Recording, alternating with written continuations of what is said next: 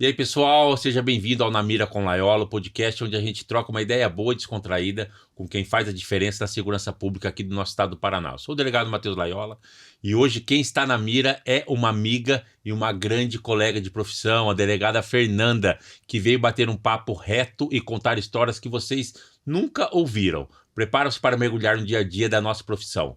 Vamos nessa?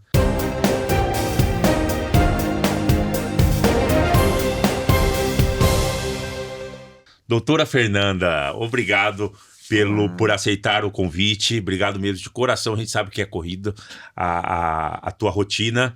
Para começar um pouquinho, doutora Fernanda, diga quem é a delegada Fernanda. Olá, tudo bom, Matheus? Obrigada pelo convite. Nossa, é difícil a gente falar quem é a delegada Fernanda, porque a gente vai falar de nós mesmos e a gente acaba falando sempre da profissão em primeiro lugar, né? Quem é o Matheus? É o delegado Matheus Laiola, sempre assim, né? Sim. A gente acaba sempre colocando a profissão em primeiro lugar. E realmente, porque a nossa profissão acho que é o mais importante pra gente. Mas a Fernanda é uma pessoa, assim, que é muito sonhadora ainda, apesar de já estar há 11 anos como delegada, é uma delegada que ainda tem muita coisa para conquistar na Polícia Civil. Eu sou mãe de pet, eu tenho 3 filhos pet, a Helena, que não mora mais comigo, a Patrícia e o Lepo. Por que não mora mais contigo? Ela ficou no Rio, porque antes de vir pro Paraná, eu sou do Rio, né? Morava no Rio. Não precisa nem falar, né, pro sotaque, né? Não precisa nem falar, né? Na verdade, eu sou paulista, sou paulistana, nasci em São Paulo, mas vivi a vida toda no Rio. Rio Capital? Rio Capital. E aí a Helena, que é a filha mais velha, ficou lá com meu ex-marido. Ela gosta de ir pra praia, enfim. Sim. E aí aqui no Paraná eu tenho a Patrícia, que me acompanha desde a minha primeira lotação. Patrícia. Ela tem cara de Patrícia. E o Lepo, que é um outro que eu adotei também, adotei lá em Toledo, quando eu já morava lá em Toledo. Então a Patrícia tá comigo há 11 anos e o Lepo há 8 anos já. O Lepo é a cópia da minha canjica, não é? Exatamente, eles são muito parecidos, são iguaizinhos, são irmãos gêmeos. Sim. Os dois estão obesinhos, né? A canjica também, também. Mas já sofreram tanto na rua, maus tratos, então que não dá a gente dá uma liberada um pouco, não né? Não vamos racionar a comida deles, né? Sim. Então, mas continuando, eu sou uma pessoa que adoro estudar sobre o tema de gênero, né? Especialmente violência contra a mulher, eu adoro esse tema. Não que eu goste de violência, obviamente, mas eu gosto de estudar as causas e os motivos disso e como combater a violência de gênero. Continuo sempre querendo estudar mais, então tenho intenção de fazer outras faculdades ainda. Ah, é? Faculdade do quê? Filosofia, história e psicologia. Não sei se ainda vai dar tempo, né? Mas dá, né? São temáticas que eu gosto, agora ainda mais com EAD, né? São temáticas que eu gosto muito e que acho que vão me ajudar bastante na profissão também. Você já fez alguma pós-graduação? Já. Do quê? Eu sou pós-graduada em Direito LGBTQIA+. Onde você fez essa? Fiz no Verbo Jurídico, EAD. Hoje em dia a gente tem essa facilidade do EAD, né? Então fica muito mais fácil. Eu sou pós-graduada também em Direito Público. Ah, que legal, que bacana. E hoje você está lotada onde? Atualmente eu sou delegada adjunta da 1ª Delegacia Regional de São José dos Pinhais. Ah, então me explica a tua carreira. Você trabalhou muito no interior, né, Fernanda? Sim, eu fiquei bastante tempo no interior. Quando assumi, eu passei... Em 2014 eu assumi, né, como delegada aqui. Já era policial no Rio. Era policial? Era. Qual que era a tua carreira lá e onde você trabalhava? Eu trabalhei no Rio Capital. Eu era oficial de cartório. Seria o equivalente a escrivão aqui. Só que no Rio é diferente porque, como é agora que o agente de polícia judiciária, né, que faz tudo... lá no Rio tinha essas definições de investigador, inspetor de polícia e escrivão, mas todo mundo fazia tudo. Acho que no que se adaptava mais fazia. Então, todo mundo ia pra rua, mas todo mundo fazia papel também, né? E eu fui por, acho que quase 5 anos, escrivã de polícia lá, oficial de cartório. E a realidade de lá é pancadaria de segurança pública. É bem diferente, né? É bem diferente, assim, a gente vê que a violência é diferente e a estrutura também. Sabe? Aqui é muito melhor, não é? Atualmente, sim. Quando eu vim pra cá, não. Mas atualmente, sim. Mudou muito de alguns anos pra cá aqui, mudou né? Muito. A realidade da assim, Fernanda. Eu vou chamar de Fernanda. Claro. Você me chama de Matheus, eu te chamo de Fernanda. Ótimo, perfeito. Tá. Mudou demais, assim, especialmente de uns 5 anos pra cá, né? Você tem mais tempo de casa do que eu, né? É um abismo gigante. Absurdo, né? Quando eu entrei, eu fui recebida por um preso de confiança. Como assim? Como assim? Quem me recebeu na delegacia foi um preso de confiança. Aonde isso? Foi em Corbélia. Em Corbélia, um preso de confiança recebendo a delegacia do primeiro dia. Conta aí como que foi. Eu me assustei, ele veio, doutora, não sei o que, tua sala é aqui, eu faço almoço todos os dias e não sei o que. E depois de um tempo, então você é escrivão, você é investigador? Não, doutor, eu sou confiança. Confiança, que ano isso? 2014, 15, por aí. E na época era normal? Era normal, né? Sim, os presos... A gente tinha preso em delegacia, coisa que hoje a gente já acha absurdo, né? Sim. Tanto quem tá entrando agora, tá entrando com uma polícia totalmente nova. Tá, né? Esse preso de confiança tinha autorização do Poder Judiciário para trabalhar... Fazer trabalho ali. Na estrutura da delegacia ali, não né? sair da delegacia, mas trabalhar ali dentro da estrutura, auxiliando na... E não trabalhava algemado, nada ali, né? Nada. Então recebia, mas não fazia, obviamente, trabalho de polícia civil, de polícia judiciária. Não, trabalho de polícia judiciária não, mas ele estava ali para auxiliar na limpeza, né? E aí a cada 3 dias de trabalho tinha um dia descontado, né? Com autorização do judiciário. Exatamente, né? a remissão da pena, né? A remissão, né? Hoje eu peguei essa realidade também no interior. O interior é bem diferente, né? Sim, sim, sim. E antes era mais ainda, né? Era uma realidade assim que eu fiquei muito assustada, porque no Rio a gente não tinha preso em delegacia. Sim. Então você chega aqui com presos em delegacia, você fica assustado, né? Como é que pode isso, gente? Você chegar num lugar e ter preso, eu já achava um absurdo, e ainda ter preso que ficava circulando. Imagina preso de confiança. Exatamente. De confiança dos policiais, né? Exato. Que fazia ali, que limpava ali, que passava comida pros presos ali, né? Que fazia essa ligação, né? Dos policiais com os presos. Mas é uma realidade já que faz muito tempo que faz muito tempo que não tem, ainda bem. Assim, nós estamos numa polícia totalmente avançada hoje. Sim. E hoje a estrutura é melhor... Será que é melhor do que a estrutura da Polícia Civil do Rio? Atualmente eu não sei como está lá, mas atualmente, comparando a Polícia Civil do Paraná atualmente com a do Rio, quando eu estava lá, realmente aqui nós estamos bem evoluídos. E a criminalidade é diferente, né, Fernanda? É bem diferente. Assim, é uma estrutura totalmente diferente, porque eles têm realidade diferente, né? Uma guerra, praticamente. Exatamente. Hoje eu não sei se eu estaria lá, trabalhando ainda lá. Lá as pessoas, os bandidos vão praticar um roubo ali num veículo, ali na linha amarela, linha vermelha, de fuzil. Exatamente. Coisa que é difícil acontecer aqui, Sim. né? Aqui é quase que impossível isso. A gente não vê isso, né? Aqui né? o ladrão vai fazer o roubo com uma arma pequena. Exato. Com uma pistola, com um revólver, né? Exato. Não vai colocar um fuzil aqui na Nita Garibaldi. Não, nunca, né? E a realidade é totalmente diferente mesmo. Lá no Rio não existia sair de viatura sem um fuzil. Toda viatura tinha que sair com fuzil, né? Então... Aqui é diferente. É diferente, né? A criminalidade é diferente. Sim. E você começou no interior, então começou em Corbélia, clínica geral, fazia de tudo. Eu comecei em Catanduvas, Corbélia, passei toda aquela região oeste ali, que a gente conhece como a 15ª subdivisão, né? Sim. Aí a gente faz clínica geral, realmente. E depois eu fui para Capitão Leônidas Marques. No sudoeste ali já? Quase no sudoeste, né? Mas ainda faz parte da 15ª subdivisão de Cascavel. Sim. E eu acumulava... Delegacia da Mulher de Cascavel e Capitão Leônidas Marques. Então, eram 80 quilômetros e tinha que ir e voltar. Desde a época, então, você já designada na Delegacia da Mulher. Assim, eu acumulava, né? Eu era titular de Capitão Leônidas Marques e acumulava a Delegacia da Mulher de Cascavel. Ficou quanto tempo? Quase 2 anos. E aí surgiu a oportunidade de ir para a Delegacia da Mulher de Toledo. Toledo é fantástica, né? Eu trabalhei ali em boa. 2009 ali. A cidade é maravilhosa, né? Toda planejada. A cidade, assim, é incrível. Ela é muito boa de se viver, né? Realmente. Sim. A qualidade de vida é altíssima, né? Criminalidade razoável, não é aquela criminalidade violenta como algumas cidades ali no entorno, né? Exatamente. Mas assim, trabalhar em Delegacia da Mulher nunca foi meu sonho. Ah, é? É verdade. Mas por que tá trabalhando então? E por que trabalhou? Porque aconteceu, né? Como eu tava falando, a gente tinha preso em delegacia. E lá em Capitão eu tinha preso em delegacia. E aí surgiu a oportunidade para uma Delegacia da Mulher que não tinha presos. E como eu tinha passado há pouco tempo, antes de surgir essa oportunidade, passado por uma mini rebelião na delegacia, os presos se rebelaram e, enfim, ameaçaram atirar fogo na carceragem. Eu falei, gente, não dá pra trabalhar com preso mais. E a Delegacia da Mulher não tinha preso. Eu falei, é uma oportunidade, então... Saiu correndo. De eu me livrar dos presos, pelo menos isso. E eu não entendia muito da temática. Tanto que quando eu era policial no Rio, meu maior medo era ser lotada numa delegacia de atendimento à mulher. Eu achava, assim, um porre, de verdade.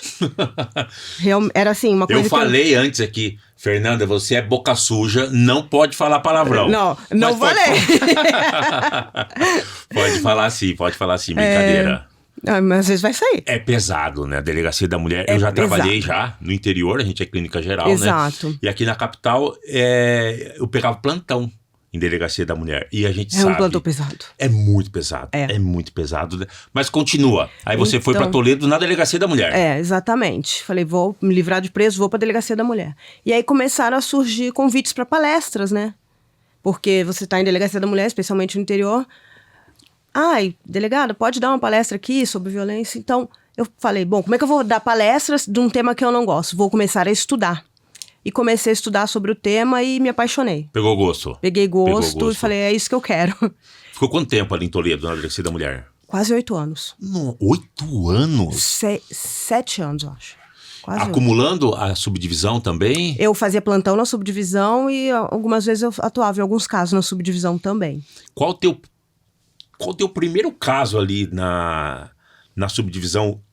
Não, a primeira cidade tua foi Corbélia, né? Foi, Catanduvas. Catanduvas. Então, você presidindo o primeiro auto de prisão em flagrante, como que foi? Por mais que você já tenha tido experiência no Rio de Janeiro, mas você como delegada de polícia ali, qual que foi? Não sei se você lembra, né? Olha, o caso em si eu não vou me lembrar, mas eu me lembro que a minha maior dúvida era qual o valor da fiança? Eu não sabia arbitrar fiança. Sim.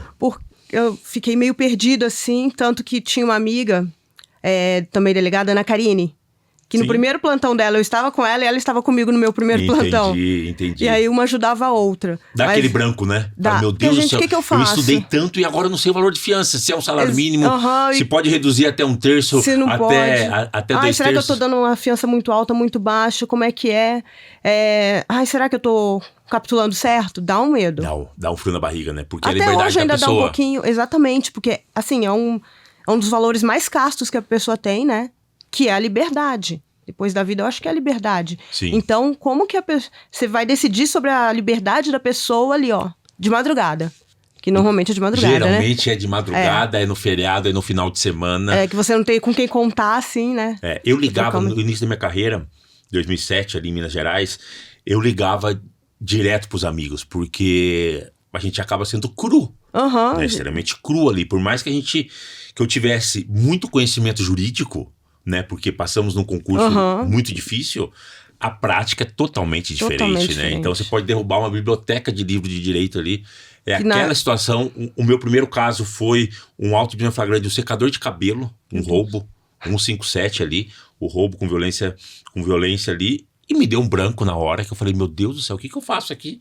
Hoje é fácil, um roubo de um secador de cabelo. Você vai lá, o roubo não admite fiança e tal. Exato. Né? Mas na época, meu Deus, aquele branco, aquele suador. Eu falei, meu Deus do céu, será que eu vou dar conta?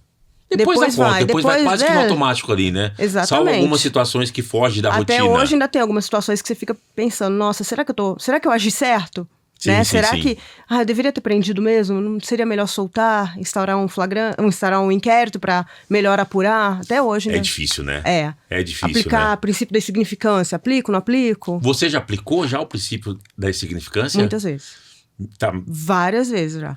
É polêmico, né? Mas eu entendo que a gente tem essa atribuição e pode, né? Sim. Aplicar. Tem gente que entende que o delegado de polícia não poderia aplicar, né? Sim. Eu entendo que sim e apliquei já várias vezes. E alguma vez deu ruim? Até hoje não. Entendi. Até hoje não, mas já apliquei. Nunca apliquei princípio da insignificância, por exemplo, para tráfico. Tem gente que entende que pode. Isso não. Também nunca. Mas em furtos, várias vezes. Até porque... Furto famélico. Exato. Que é o furto famélico que é pra pessoa comer, né? Ali, Exato. Né? Furtou 2 barrinhas de chocolate numa grande empresa. Né? O que aquilo vai trazer de prejuízo para a empresa, né? E eu fico pensando, o valor que vai ser gasto, que o Estado vai gastar para mover essa ação penal é muito maior do que o valor do chocolate que ela furtou. Sim. Eu lembrei de uma vez que me chamaram uma reunião no fórum em Varginha. Tinha acabado de virar delegado de polícia em Minas Gerais, fui lotado em Varginha, e eu trabalhava na delegacia de furtos e roubos. Mas fui pegar um plantão ali, porque aí é a clínica geral, né? E eu arbitrei, e eu prendi, ou seja, eu recolhi para o sistema penitenciário um conduzido pela PM, que ele tinha tinha furtado, sem violência ou grave ameaça, uma caixa de cerveja e aquelas pequenininhas e uma garrafa de uísque. E eu recolhi para o sistema penitenciário, né? E aí fui chamado no fórum, aquelas conversas e tal, né? E falando do problema da carceragem, que era uma carceragem que estava superlotada e tal. E será que havia necessidade de ter um rigor tão grande numa situação como aquela? A reunião era uma reunião para várias pautas e uma delas eles puxaram isso daí. Você é delegado novo, 24 anos de idade só. Quer fazer justiça. Né? Mas aí eu expliquei, eu falei assim, eu não tenho agora aqui, a gente fala capivara, não sei se hoje em dia fala ainda capivara, que é a FA, que é a folha de antecedentes ali, né? Assim, dá uma olhada aqui nos antecedentes dessa pessoa, né? Ele furtou uísque e cerveja, mas se analisar só isso daí, talvez na época, R$30, R$40, né? 2007, né? Mas vamos olhar aqui a quantidade de passagem pela polícia. Então, se cair uma situação dessa semelhante no meu plantão, eu vou continuar recolhendo para o sistema penitenciário. Claro. Então, a gente tem que analisar cada caso em concreto, né? Sim, tem que analisar cada um. Não dá para você falar, se cair com uma caixa de cerveja, eu vou prender ou não vou prender. Tem que analisar o caso concreto. Não dá pra falar que é sempre nem nunca, né? Exatamente. Não acho que nada na vida. Não é? E nessa reunião eu falei, enquanto eu estiver como delegado de polícia, se aparecer situação como essa, eu vou recolher pro sistema penitenciário. Se ele não tivesse antecedentes criminais reiterados, aí a conversa é diferente. Exatamente. Né? Aí a conversa é diferente, até porque são, dentre os requisitos da aplicação do princípio da insignificância, está realmente isso, né? Não ser reincidente. E eu lembro uma vez, eu trabalhei em Foz do Iguaçu, ali no oeste do Paraná, perto de Toledo, né? E Foz do Iguaçu faz fronteira com o Paraguai. E Paraguai produz maconha. Exato. Planta, tudo, né? Então o quilo da maconha lá é muito mais barato do que aqui. Do que daqui, né? E eu lembro que chegou lá um auto de prisão em flagrante, e uma situação de flagrante da PM, né, com 200 gramas de maconha. E eu meti tráfico de drogas na época, né? Eu coloquei tráfico de drogas ali e recolhi para o sistema penitenciário. E o chefe da carceragem falou, doutor, se o senhor começar a fazer tudo tráfico de droga com 200 gramas de maconha, vai superlotar a cadeia. E aí lá vai a gente analisar cada caso em concreto. Eu falei, cara, esse caso aqui não é usuário, né? Olha aqui por causa disso... droga fracionada, dinheiro trocado. Exato. Ele falou, mas doutor, vai lotar a cadeia. Eu falei, cara, eu não vou colocar minha carreira na reta porque vai lotar a cadeia. Se tiver que colocar um em cima do outro, eu vou colocar. Mas eu a cadeia não é problema meu, né? Eu não vou liberar essa pessoa porque a cadeia está lotada. Exatamente. Então a gente tem que ter essa noção de analisar cada caso em concreto, né? Exato, porque muitas vezes uma pessoa pega com, 5 buchinhas de cocaína, mas todo o entorno leva a crer que aquilo é uma traficância, né? Até porque hoje em dia eles estão mais espertos, estão andando com pouca quantidade de droga, justamente, né? Aquele tráfico formiguinha, justamente para tentar não ser pego no tráfico. Uma vez, no sudoeste do Paraná, eu fiz flagrante de tráfico de drogas, 2 gramas de cocaína. Aí o pessoal fala, pô, mas 2 gramas? Sim. Havia na época uma investigação prévia, havia na época interceptação telefônica, que comprovava que 2 gramas era realmente tráfico de drogas. Então, né? cada caso em concreto, a gente tem que analisar cada caso sempre. Sim. E falando em Maria da Penha, em violência doméstica, eu já conversei com alguns delegados aqui e eu sempre faço uma pergunta seguinte, né? Qual o caso mais difícil de você resolver num plantão de polícia, que geralmente é de noite, de madrugada ali, né? Foi unânime, violência doméstica. Nas situações em que só tem a palavra da vítima e só tem a palavra do conduzido. E para a doutora, que é especialista em violência doméstica, me explica um pouquinho, continua sendo, mesmo trabalhando com isso há anos e anos e anos? Claro que a gente tem uma experiência, a gente sabe meio que analisar quando que aquela pessoa está realmente falando a verdade, a gente consegue fazer as perguntas de forma com que ela fale a verdade, mas assim, é muito difícil, porque até que ponto essa mulher está sendo realmente vítima, não está? Então, é bem difícil, né? E é claro, tem aquela questão da cultura, né? Ah, não, mas isso é briga de dentro de casa, para que foram os vizinhos que chamaram? Enfim, é muito difícil. Sempre é mais difícil você analisar, porque são questões que não estão ali pautadas, não são muito objetivas, né? São bem subjetivas. Então, você tem que analisar realmente o depoimento daquelas pessoas. E, normalmente, esses crimes, eles ocorrem na clandestinidade, né? Intramuros, né? Intramuros, na clandestinidade, longe dos olhos de terceiros. Então, a gente vai ter a palavra de um e de outro. E fica, terrível, é né? terrível, é bem difícil. E ali, você fica naquela dúvida.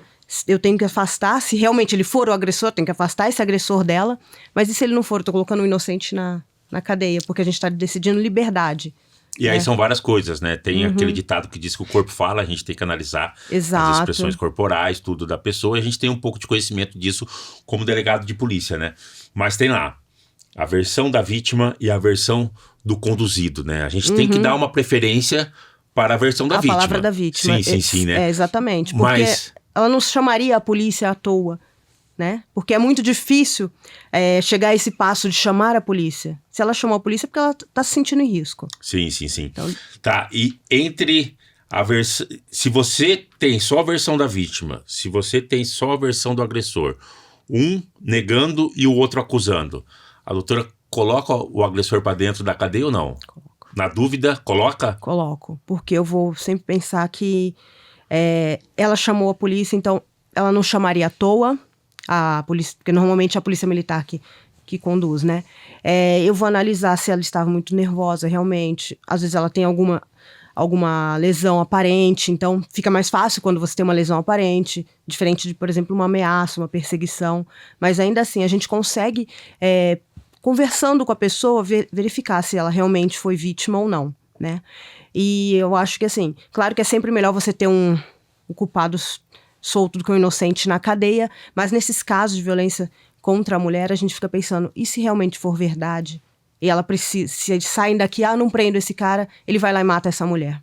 Imagina a consciência A consciência, exatamente, né? Então eu prefiro nem que depois o judiciário solte, reanalise, né? Porque eles vão analisar realmente o flagrante, e aí se ele soltar, tudo bem.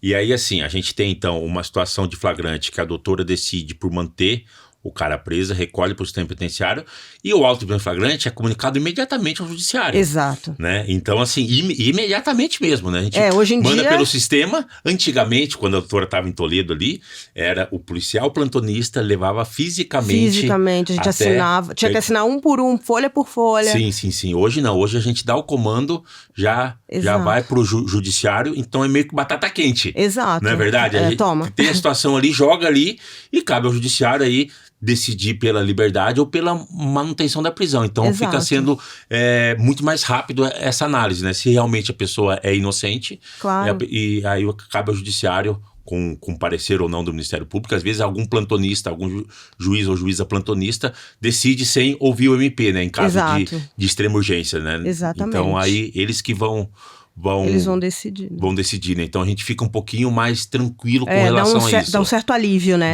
Dá, né? Dá sim, né?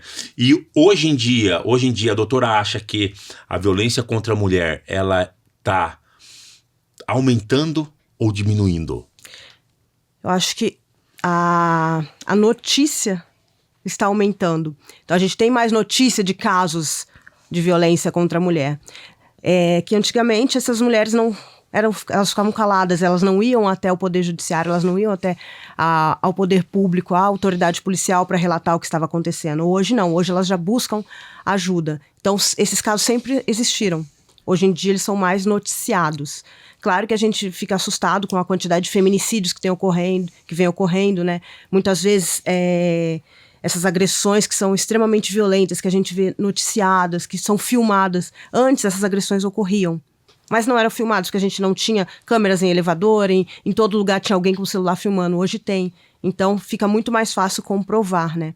Eu acho que a violência, ela, sim, tem épocas que parece que aumentam. Não sei se aumentam ou se os casos estão sendo mais noticiados, mas sempre ocorreram. Eu tenho essa mesma ideia quando eu assumi a Delegacia do Meio Ambiente do Paraná, em 2019, em janeiro de 2019. Ia meia dúzia de gente por semana lá, né? E as ocorrências que tinham eram bem pequenas. Quando eu saí de lá, era o caos, era 70, 80, 90, 100 denúncias por dia. E aí vinha a CESP, Secretaria de Segurança Pública, pra cima de mim, no seguinte sentido: pô, delegado, não para de aumentar a criminalidade na tua delegacia. Você tem que fazer alguma coisa. Aí eu falava, não, pera aí. O crime sempre existiu. Não era noticiado. O maltrato sempre existiu, não era noticiado. Então, a partir do momento que a gente faz um trabalho, a população passa a confiar na polícia e passa a denunciar mais. Eu falei assim, então assim, a denúncia vai continuar por um bom tempo aumentando. Exato. Mas não é necessariamente um aumento da criminalidade, da quantidade de maus tratos, mas sim do aumento de confiança da população na polícia que vai denunciando. E antigamente, realmente, não tinha o telefone. Hoje todo mundo tá com o celular na mão. Tem um celular na mão ali para filmar. Então, Exato. Eu acredito que tá acontecendo isso com a violência doméstica também, né? Também, porque está se falando mais disso. E muitas vezes as pessoas não denunciam porque não sabem sequer que é crime, né? Sim. Se é briga de marido e mulher, ninguém mete a colher. Por que a gente vai, né? Deixa lá, tá dentro de casa. Hoje em dia, não. Hoje Mete a colher, né? Mete a colher e tem que meter mesmo, né? Sim. Hoje em dia, todo mundo tá com o celular e todo mundo tá sabendo o que está acontecendo. Então, a pessoa tem conhecimento de que está sendo vítima, porque muitas vezes a mulher sequer tinha conhecimento de que era vítima. Hoje em dia, isso ainda ocorre, infelizmente. Mas muitas não sabiam que estavam sendo vítimas. Para elas, aquilo era reprodução de comportamento. Minha mãe vivia assim, minha avó vivia assim, eu vivo assim. Então, é normal viver assim. Sempre foi assim? Sempre foi assim, que continue. Aí, a partir do momento que a gente começa a noticiar e começa a esclarecer, a pessoa tem conhecimento, ela vai em busca dos seus direitos. Sim. E o que é violência doméstica? Bom, pela lei, qualquer violência doméstica ou familiar é qualquer ato, ação ou omissão que cause dano a uma mulher dentro do ambiente doméstico. Assim, vamos falar de forma mais a técnica, né? Para todos os leigos entenderem. Então, que ocorram em relacionamento, seja amoroso, seja de parentesco. Então, não apenas marido e mulher, né? Pode ser namorado, pode ser uma união estável, pode ser pai e filha, pode ser primo, prima, enfim, até mesmo relações esporádicas, né? Ou até mesmo uma relação de, por exemplo, um patrão com uma empregada dentro de casa. Tudo isso, qualquer tipo de violência que cause dor, dano, sofrimento à mulher dentro do ambiente doméstico ou familiar ou numa relação amorosa ou profissional até mesmo, que já se admite em relações profissionais, aplicação da Lei Maria da Penha, tudo isso é violência doméstico-familiar contra a mulher. E aí vem um monte de homem dizendo o seguinte: tem muita lei protegendo as mulheres. E o homem que é vítima da mulher... Cadê a Lei João da Penha? E a lei, eu ia falar agora isso, né? É um absurdo isso daí, tem que mudar, porque a mulher vai lá, fala, todo mundo acredita e a gente se ferra. Doutora, acha que tem esse preconceito ainda com relação à Maria da Penha ou já passou isso? Infelizmente ainda tem. Tem, né? As pessoas se esquecem do tanto tempo que a mulher foi calada. Porque durante anos. E por que a gente precisou chegar a uma lei específica para proteger a mulher? Ideal seria que não tivesse, que não precisasse disso, mas a gente precisa. Por quê? Porque a mulher sempre foi calada, sempre foi submissa ao homem, sempre houve uma subjugação da mulher. Então ela não tinha voz. O homem ia lá, isso foi sempre retratado, né? Ia lá, batia na mulher, maltratava a mulher, pagava uma cesta básica e estava tudo ok. A mulher ia até a delegacia, falava, eu acabei de apanhar, estava lá machucada e tal. Tá, volta para casa. Porque não tinha uma medida protetiva, não existia isso. A Lei Maria da Penha criou as medidas protetivas. Então, ela ia até a delegacia, denunciava e voltava para casa com o agressor. Com BO na mão e apanhar mais ainda. Apanhava mais ainda, né? Exatamente. Eu lembro, na época que eu entrei na polícia, a mulher, eu quero ver se hoje ainda persiste, né? A mulher denunciava o marido, denunciava a pessoa que teria agredido ela, e aí ela ia no dia seguinte para pagar essa fiança e depois apanhava de novo, né? Exatamente. Ainda persiste isso? Infelizmente, a gente ainda tem casos assim, porque não é só a parte criminal, né? A gente tem que tratar como um todo. Então, tem toda uma assistência psicológica, assistência social, que engloba esse tratamento da violência. A mulher, ela muitas vezes, ela queria só cessar aquela agressão na hora. Depois, ele parou de me bater, então ok. Ele é um bom pai, porque entendem que se ele coloca comida na mesa, ele é um bom pai. Só que a gente pode esquecer que um bom pai, ele nunca vai ser um bom pai. Ele só me bate, só quando ele bebe que ele me bate, me agride, mas ele é um bom pai. Ele não vai ser um bom pai porque ele não tá dando um bom exemplo, né? Sim. Então, tem muito mais coisa envolvida nisso, na violência contra a mulher. A dependência emocional é muito mais forte. Muitas vezes A gente sabe da dependência financeira, mas a dependência emocional é muito mais forte.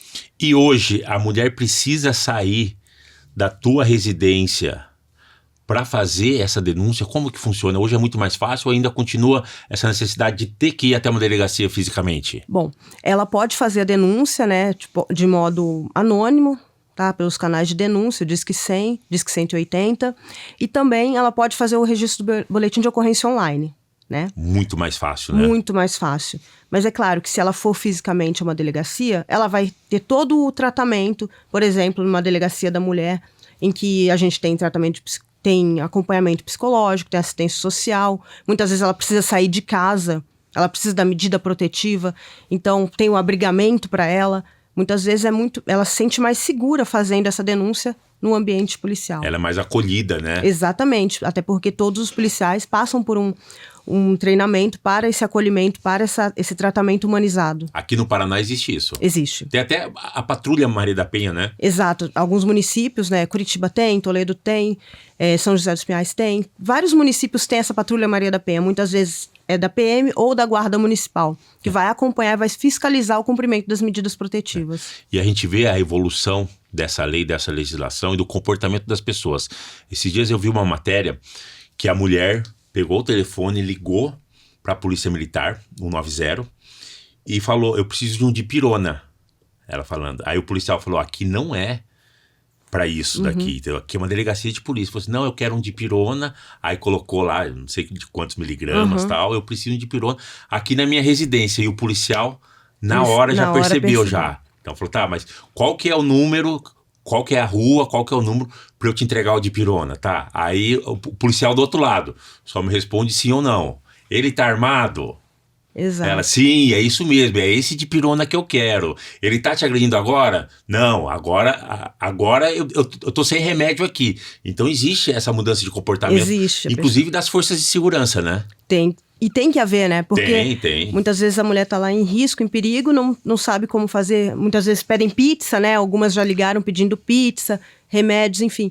E o policial, ele tem que estar preparado para isso. Tanto o policial civil quanto o militar, a guarda municipal, né? A polícia militar. Tem aquele comportamento também que a pessoa faz assim, né? Assim, né? Quando ela, tipo, tá na rua e pede ajuda, estou num relacionamento abusivo, estou em perigo. Sim, e aí, né? Isso é importante divulgar para as pessoas. Até pessoas que não sejam policiais saibam como ajudar, né? Sim. Isso acontece, a gente está em 2025, daqui a pouco já 2026. Se a gente pensar há 10 anos, isso era totalmente inimaginável, né? Nunca ia imaginar.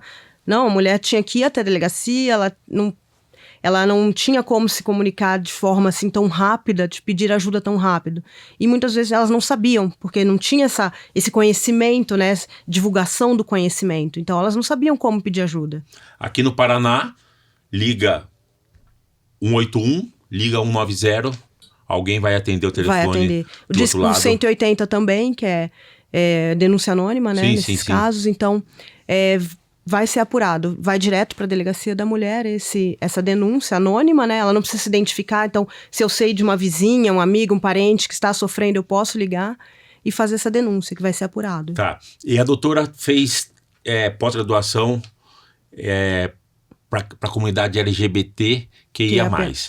Como que se aplica a legislação hoje da violência doméstica para esse grupo? Bom, já existem várias decisões, né? Para mulheres trans, por exemplo, é aplicada. Inclusive, eu estudei bastante sobre isso, escrevi artigos sobre isso, porque é um assunto que eu gosto muito, né? E à época não era aplicada ainda. Hoje já é aplicada a mulheres trans, né? Mulheres trans são aquelas que nasceram biologicamente mulher, mas se identificavam biologicamente como homem e se identificavam como mulher. Então, muitas vezes não passaram pela cirurgia de readequação sexual, mas se identificam como mulher. Então, elas são abrangidas pela Lei Maria da Penha. Atualmente, também, os casais homoafetivos são abrangidos pela Lei Maria da Penha. Já há decisões em que se aplica a Lei Maria da Penha aos casais homoafetivos. É um novo normal. É o novo normal. Né? Então, inclusive, a lei fala, né? Independente de orientação sexual, vai ser aplicada a lei a mulheres. Tá. Me diga uma coisa, doutora. Qual que é o caso mais estranho, mais bizarro que a doutora atendeu no Rio de Janeiro e aqui no Paraná? Que te chamou a atenção e que te marcou? Olha, do Rio faz tanto tempo, eu não sei se eu vou me lembrar A agora. gente vai ficando velho, né? A memória vai ficando fraca, né? Depois do Covid tudo piorou. Não é? Eu peguei o Covid e fiquei 2 anos sem olfato. E de vez em quando ainda, eu não sei se é a idade ou se é sequela do Covid, né? Eu tenho lapsos de memória. Tenho vários. Sim. Mas aqui, teve um caso que me marcou muito e foi de repercussão nacional também. É um caso de uma violência extremamente grave contra uma mulher em Toledo. E eu me recordo que eu cheguei à delegacia para trabalhar no dia normal e tinha as pessoas sentadas esperando para ser atendidas. E eu falei, olha, cheguei lá e falei para as meninas que faziam o primeiro atendimento, gente, tem uma prioridade ali, é uma senhora, ela precisa ser atendida, eu acho que ela está bem debilitada e é uma senhora já de idade. E aí as meninas atenderam. E quando elas me trouxeram um caso, eu fiquei extremamente assustada. Essa senhora de idade não era uma senhora de idade, ela tinha 30 e poucos anos. Ela estava tão debilitada e ela era pelo marido. Ela ficava trancada dentro de casa, ela extremamente torturada, obrigada a costurar a própria boca, cortar a língua, era um negócio assim, extremamente violento, grave, e aquilo me marcou muito, porque nunca um caso me chamou tanta atenção. Esse realmente me chamou muita atenção. Ela tinha o cabelo todo raspado, ela tinha conseguido fugir naquele dia para pedir socorro, mas ela estava já há anos sofrendo essa violência. Inclusive foi um caso que ganhou repercussão nacional pela brutalidade que foi hoje. Costurar a boca da pessoa. Ela tinha marcas, a língua dela toda cortada, sabe? Que ela era obrigada a cortar com instrumentos de tortura. Ela era obrigada a seguir um código de conduta. Aquilo me marcou muito. Assim, foi um caso que para mim foi muito chocante. E teve um outro aqui já em Curitiba que esse também me marcou muito. São 2 casos apenas que eu falo aqui na minha vida que... Porque a gente tenta separar bastante, né? O que é... Porque senão, se a gente for ficar se apegando a todos os casos, nossa vida vai pro buraco. Então, teve um outro caso em que o homem atirou fogo na casa da mulher com o cachorrinho deles dentro da casa e o cachorro morreu. Aquilo pra mim foi a pior coisa. E eu chorava. E até hoje, quando eu lembro, eu tenho vontade de chorar. Porque assim, pra mim, cachorro é como se fosse... Meus cachorros são meus filhos.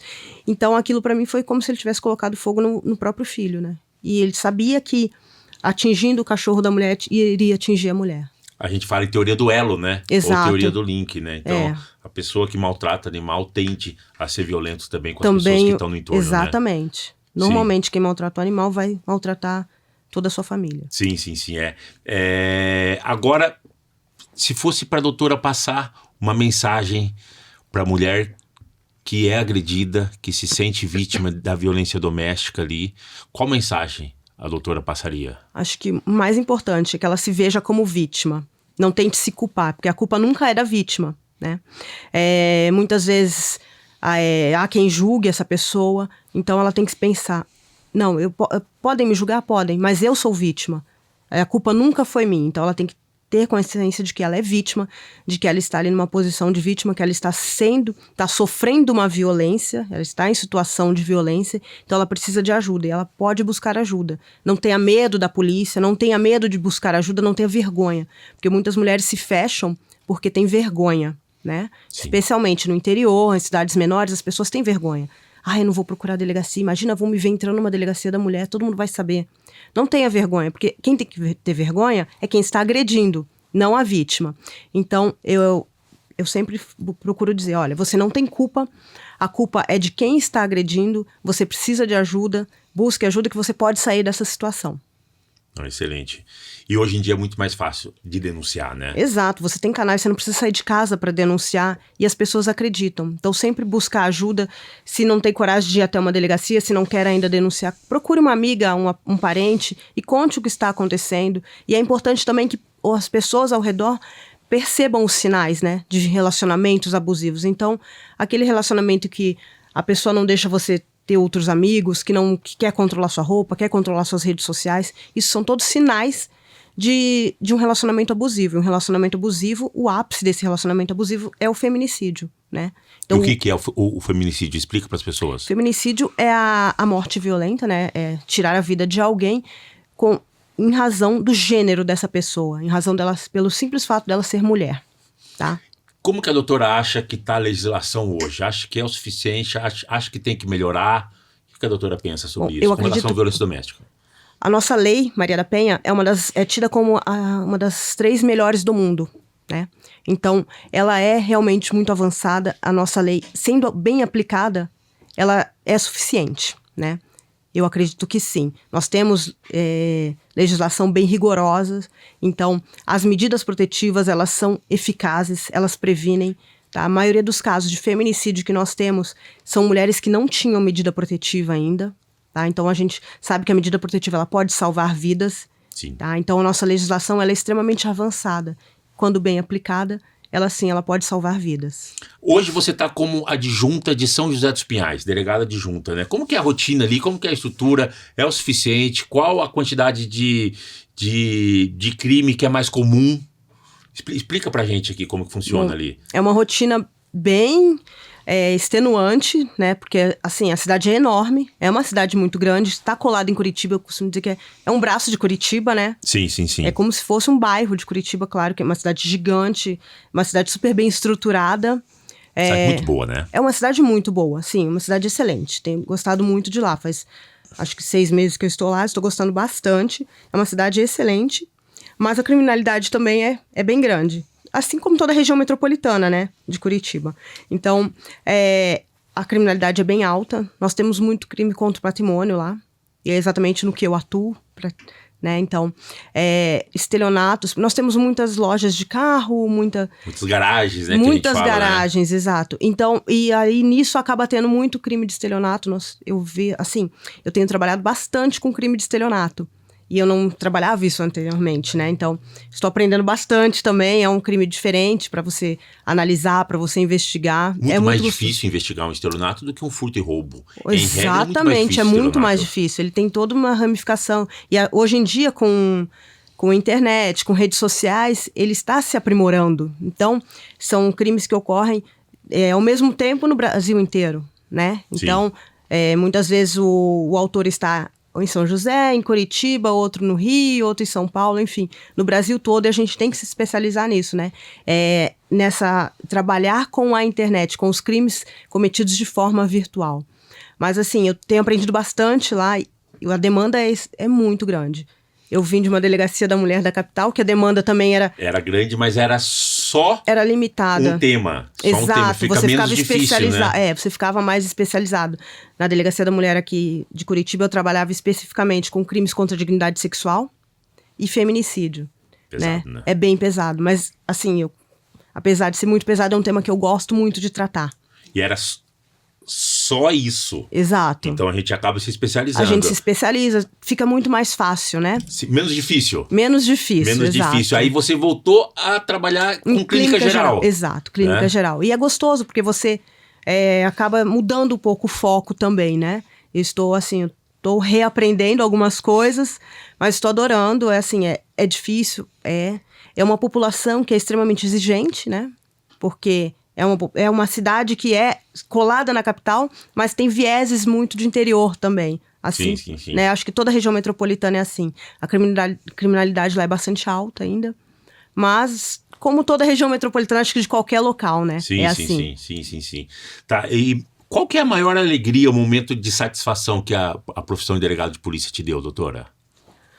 Olha, quando você consegue tirar uma mulher, por exemplo, no caso de violência doméstica, tirar uma mulher dessa situação de violência é extremamente gratificante. Esse caso dessa moça que eu contei lá de Toledo fiquei muito feliz quando, tempos depois, eu vi uma matéria, que ela fez uma matéria num programa de rede nacional, e ela relatando que estava dando a volta por cima, tinha voltado a estudar, estava deixando o cabelo dela crescer. Aquilo para mim foi tão gratificante, é muito feliz. Você vê que você conseguir tirar uma mulher dessa situação de violência é muito bom.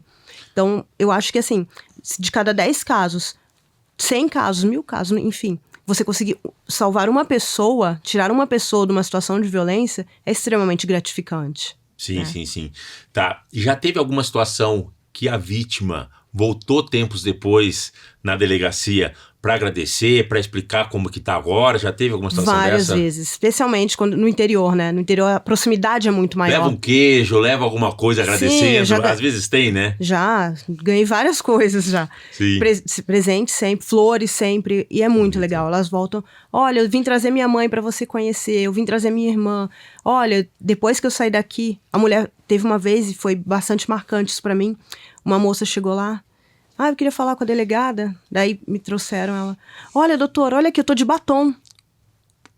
Aí eu, nossa, que legal. E eu não me lembrava desse caso. Ela, você lembra? Ele não me deixava usar batom. Hoje eu posso usar batom. Caramba. Aí ela tava tão feliz. Ela chorava contando que estava de batom, sabe? São coisas, assim, pequenas, mas que realmente são gratificantes. Faz a gente pensar, putz, vale a pena, né? Vale a pena, né? Vale muito a pena. Mas presentes, assim, eu já ganhei um galo. Mentira! Lá em Capitão. Levou um galo vivo. Galo vivo. Era o Zé, ele virou o galo de estimação da delegacia. Sério? Conta mais sobre isso. Eu não lembro o caso exatamente o que foi, mas foi um senhorzinho que falou, doutora, eu sei que você tem um espaço aqui atrás, eu acho que vocês precisam. Eu falei, mas eu já tenho, a Patrícia ficava lá comigo, eu já tenho a Patrícia. A Patrícia é a cachorrinha ali, né? Já tenho a Patrícia, tinha um lagarto que ficava andando por lá, né, porque era interior. Sim. Não, mas você vai ver, eles vão se dar bem. E ele deixou o Zé lá pra gente cuidar. Deixou o Zé. E vocês cuidavam do galo? Cuidava do galo. Dava o milho ali. E ficou amigo da Patrícia. Depois de um tempo, quando eu me mudei de lá, aí o senhorzinho levou ele de volta. Entendi. Eu falei, eu não tenho como mudar e levar um galo pra cidade. Sim, né? sim. Que legal, que bacana. Eu já recebia, principalmente no interior, né? Principalmente no interior. Ganhava erva mate, porque no interior... A gente do Paraná, toma, né? ali Tererê. no sudoeste do Paraná, né? Tererê e o chimarrão, né? Chimarrão quente ali, né? Levava erva mate, queijo, levava, enfim. Era muito bom, né? Era gostoso, é uma outra realidade, né? Hoje eu volto pro interior, eu adoro ficar no interior ali, tem Realeza ali, que é a menina dos meus olhos ali, fiquei quase 3 anos ali, né? Então, assim, e parece que o dia tem mais horas. Porque aqui a gente está sempre atrasado. Lá passa mais devagar. Aqui a gente está sempre atrasado.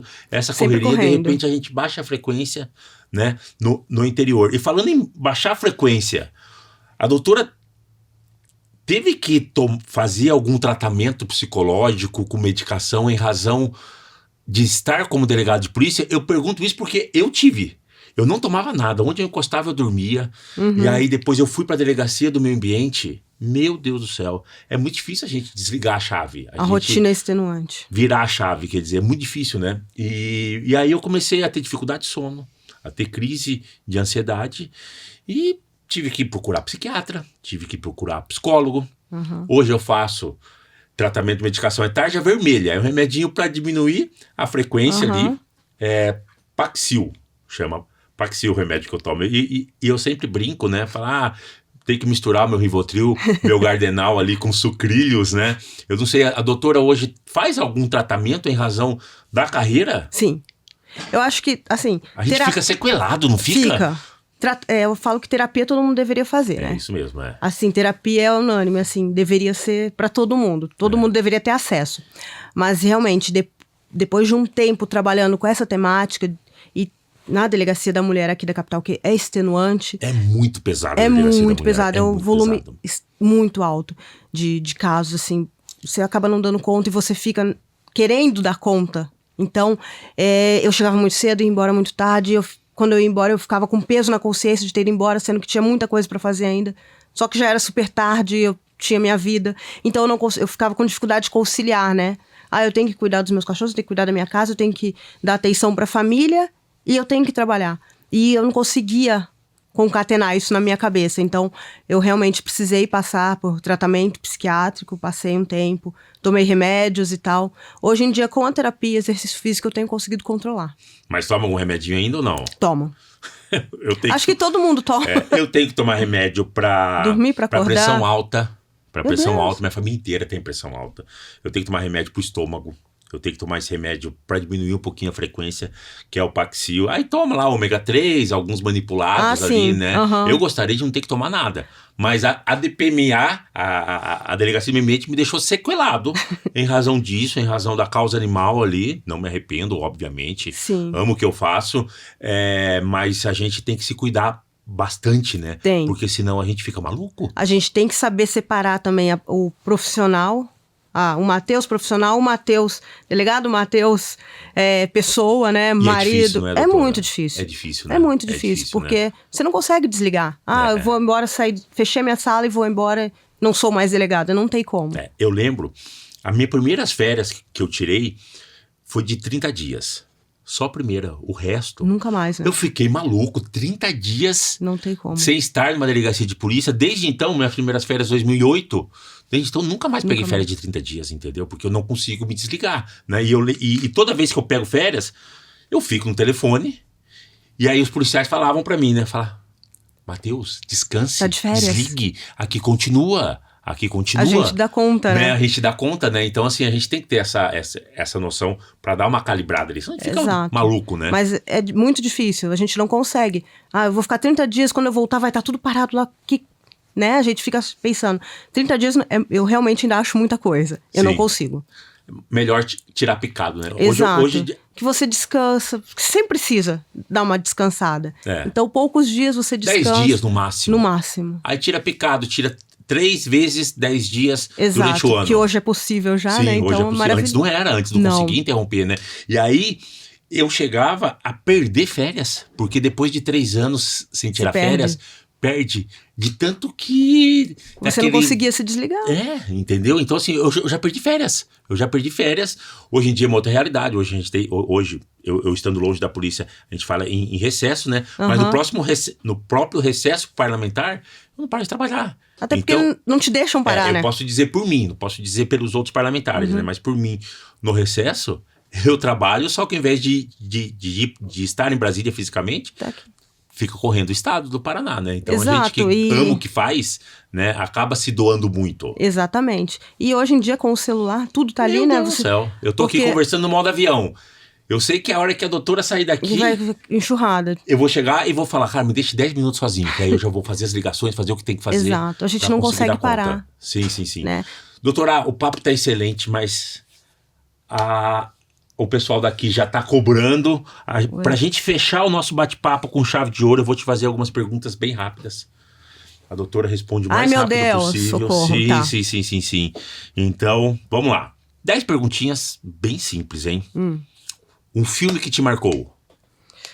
Meu Deus, calma aí. Corta isso aí, gente, pelo amor de Deus. Vou cortar nada, não. Um filme que te marcou. Não sei, Closer. Tá. Primeiro que veio. Tá. Um livro que todo mundo deveria ler. 100 Anos de Solidão. Como que é esse filme? Livro. Um livro? É um livro, né? Meu Deus do céu, meu Gardenal, meu Rivotril. Tá ajudando não, né? Olha isso. Eu acho que qualquer livro do José Saramago. Café. Pode ser. Qualquer livro de relacionamento? Qualquer livro do José Saramago. Tá. Nossa, tô ficando surdo. Velho, né? Velho. Vamos lá, então. Uma música pra relaxar. Pra relaxar? Eu gosto de relaxar ouvindo música eletrônica. Mas como que vai relaxar ouvindo música eletrônica? Relaxa. Meu relaxa. Deus porque do céu. Música eletrônica não tem letra, então eu não fico pensando. Tá. Entendi. Tá, um lugar. Eu falo que o meu lugar no mundo é Colônia del Sacramento, no Uruguai. Um lugarzinho bom, né? Eu não conheço o Uruguai. Sério? Eu não conheço, diz que é muito legal. Eu amo. Colônia del Sacramento é um lugar... Eu não sei, eu tenho uma ligação muito forte com aquele lugar.